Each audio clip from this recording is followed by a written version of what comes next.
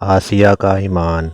فرعون کو جب اپنی بیوی آسیہ کے ایمان لانے کا پتہ چلا تو اس نے ان پر کون سے مظالم ڈھائے، اور ان مظالم پر بی بی آسیہ کے صبر کا تذکرہ اس ویڈیو میں کیا جا رہا ہے، لہٰذا اس ویڈیو کو مکمل دیکھیں، اور نئے آنے والے دوستوں سے گزارش ہے کہ اس چینل کو سبسکرائب کر دیں اور بیل آئیکن کو دبا دیں۔ ناظرین، حضرت آسیہ کے بارے میں تو آپ جانتے ہی ہوں گے کہ وہ فرعون کی بیوی تھیں اور ایمان لے آئی تھیں۔ انہوں نے اپنا ایمان اپنے شوہر فرعون سے چھپایا ہوا تھا۔ جب فرعون کو اس بات کا پتہ چلا تو اس نے حکم دیا کہ اسے گوناگوں عذاب دیے جائیں تاکہ حضرت آسیہ ایمان کو چھوڑ دیں، لیکن آسیہ ثابت قدم رہیں۔ تب فرعون نے میخیں منگوا کر ان کے جسم پر میخیں گڑوا دیں۔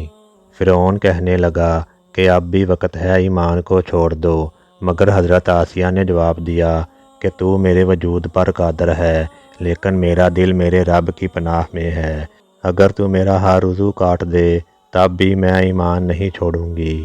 حضرت موسیٰ علیہ السلام کا ادھر سے گزر ہوا۔ آسیہ نے حضرت موسیٰ علیہ السلام سے پوچھا، میرا رب مجھ سے راضی ہے یا نہیں؟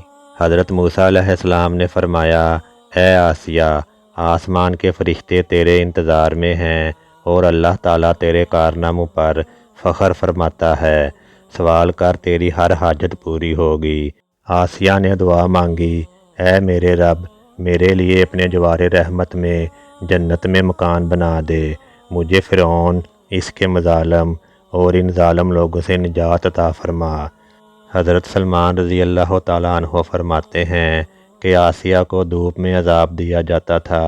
جب لوگ لوٹ جاتے تو فرشتے اپنے پروں سے آپ پر سایہ کیا کرتے تھے اور وہ اپنے جنت والے گھر دیکھتی رہتی تھیں۔ حضرت ابو ہریرہ رضی اللہ تعالیٰ عنہ فرماتے ہیں کہ جب فرعون نے حضرت آسیہ کو دھوپ میں لٹا کر 4 میخیں ان کے جسم میں گڑوا دیں اور ان کے سینے پر چکی کے پاٹ رکھ دیے گئے تو جناب آسیہ نے آسمان کی طرف نگاہ اٹھا کر عرض کی، اے میرے رب، میرے لیے اپنے جوار رحمت میں جنت میں مکان بنا۔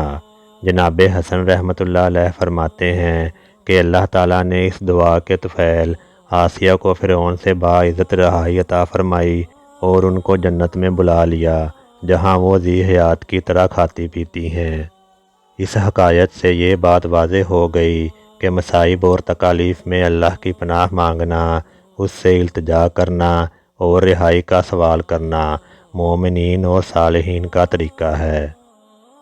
ویڈیو اچھی لگی ہو تو اسے لائک اور شیئر کر دیں، اور اس طرح کی مزید اسلامی معلوماتی اور دلچسپ ویڈیوز دیکھنے کے لیے اس چینل کو سبسکرائب کر دیں اور بیل آئیکن کو دبا دیں۔